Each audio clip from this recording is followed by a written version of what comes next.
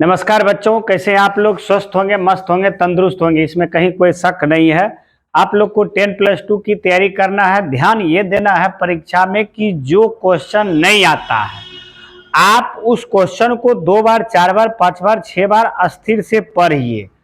बार बार यदि क्वेश्चन का आप पढ़ते हैं तो बार बार क्वेश्चन के पढ़ने से ही बहुत आंसर है कि क्लियर हो जाता है। होता क्या है कि आप क्वेश्चन पढ़ते नहीं है और कोई किधरों से आए हल्का हिंट के बस लिखना चालू। ये सब दिक्कत वाली बात है। ऐसा कुछ नहीं करना है। आपको परीक्षा में कैसे लिखना है, दूसरे के हिंट पर आप मत जाइए। आप लिखना आपको है तो सोचना आपको है कि कैसे लिखना है। तो 10+2 के एग्जाम में आप एक एक क्वेश्चन को बारी बारी से देखिए और उसको पढ़िए और पढ़ने के बाद आप उसको बनाइए। और अभी जितना समय बच गया है, इस बचे हुए समय में हो सके तो अधिक से अधिक टाइम आप क्वेश्चन बैंक पर समय लगाइए, क्वेश्चन बैंक को पढ़िए। क्वेश्चन बैंक से बहुत सा क्वेश्चन है कि आपका एग्जाम में डायरेक्ट आ जा रहा, उससे ज्यादा सटीक कोई गेस क्वेश्चन हो ही नहीं सकता है। हालांकि कुछ क्वेश्चन हम तैयार करके आपको दे रहे हैं आज भर के लिए, आप इस क्वेश्चन को निश्चित तैयारी कर लेंगे। देखिए, आप सुने होंगे mu is equal to formula, सुने होंगे, प्रिंट में अच्छा से प्रूव किया हुआ है।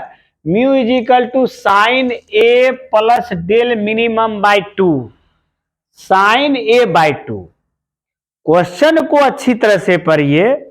Mu is equal to sine A plus del minimum by 2 पूरे का होल बट्टा साइन ए बाय 2। ये एक फॉर्मूला है, अच्छा क्वेश्चन है, प्रूफ 5 नंबर का पूछता है।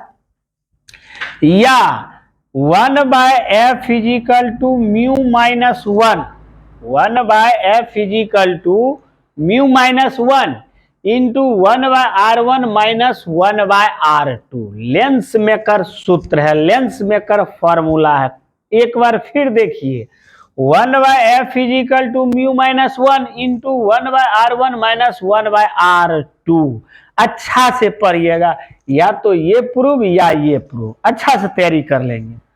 फिर एक प्रूफ आपको आएगा μ2 minus μ1 by R, μ2 minus μ1 by R is equal to μ2 by v minus μ1 by u।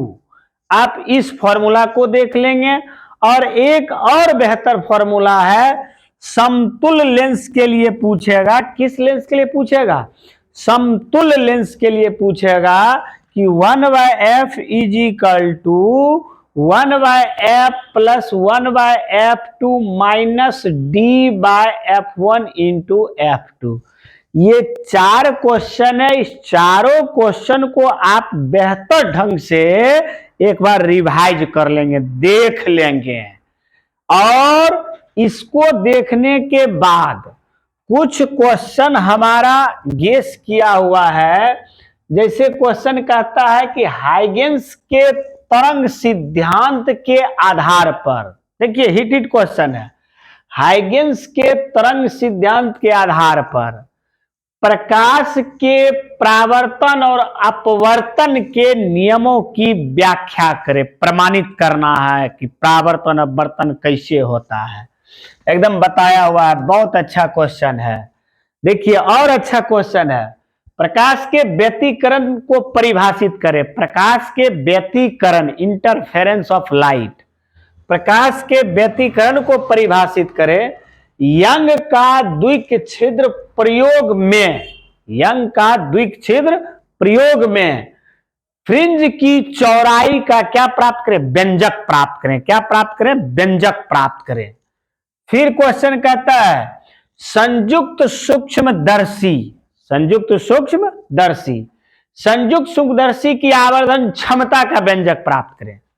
संयुक्त सूक्ष्मदर्शी की क्या आवर्धन क्षमता का क्या करें?